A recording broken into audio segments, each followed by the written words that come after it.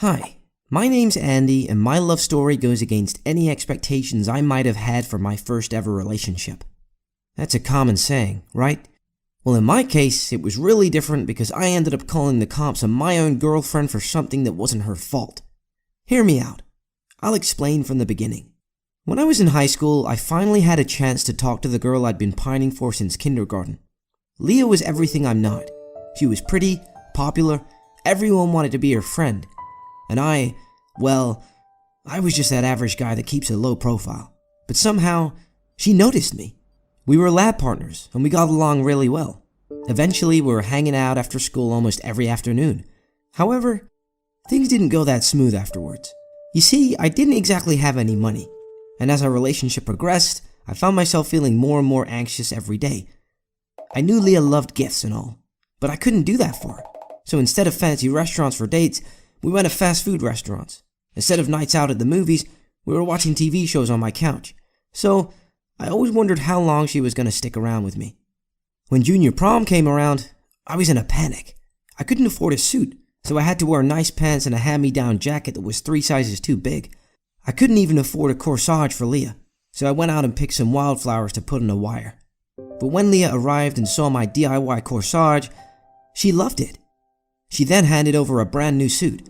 I think my jaw actually hit the floor. The suit had the $400 tag still on it. I told Leah I couldn't accept it, but she insisted.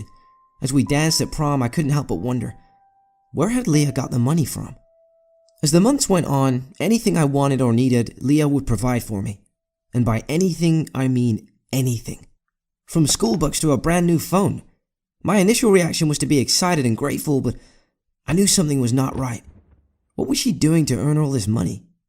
Later on, things escalated even further. Leah started showing up in super expensive clothes, so much so that it was getting ridiculous. And whenever I asked her about it, she said that her dad or rich grandma had given her the money. Leah didn't have a rich grandma, nor a father that could afford to spend like that. The worrying had become so overwhelming that I decided to do something about it. I'm not exactly proud of what I did. One day, when Leah wasn't home, I climbed through her bedroom window. I looked through her drawers, under her bed, and at first, everything looked normal. But then I opened the closet.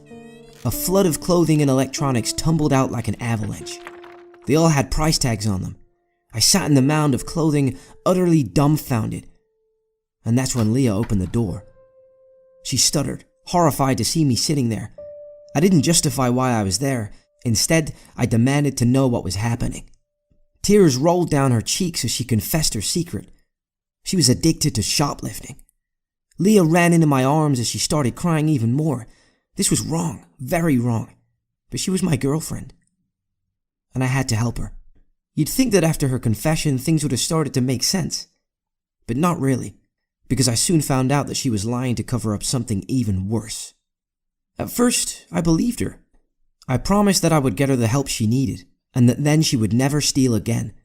She seemed to agree with everything I said, but something still felt wrong. It seemed like Leah was always on edge, always running on not enough sleep. I worried at first if her job in the nursing home was becoming too much, until I saw her unexpectedly at the grocery store. She didn't see me in the parking lot.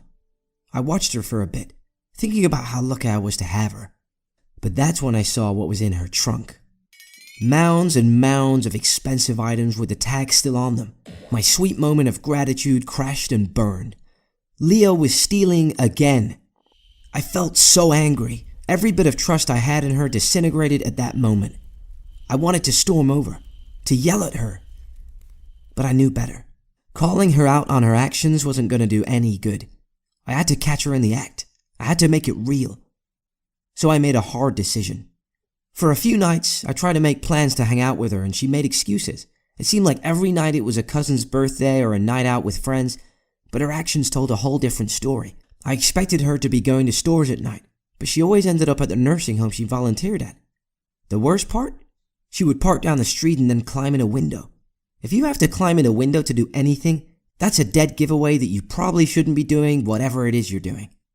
I sat outside, completely lost, racking my brain to try and figure out what the heck was going on.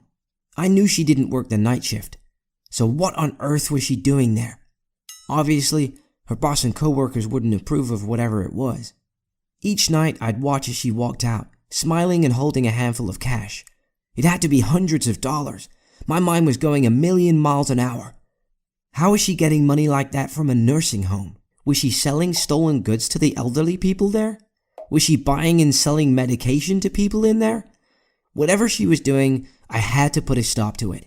Her 18th birthday was just around the corner, and the very real possibility that she could actually go to jail and be charged as an adult for stealing was only a few weeks away.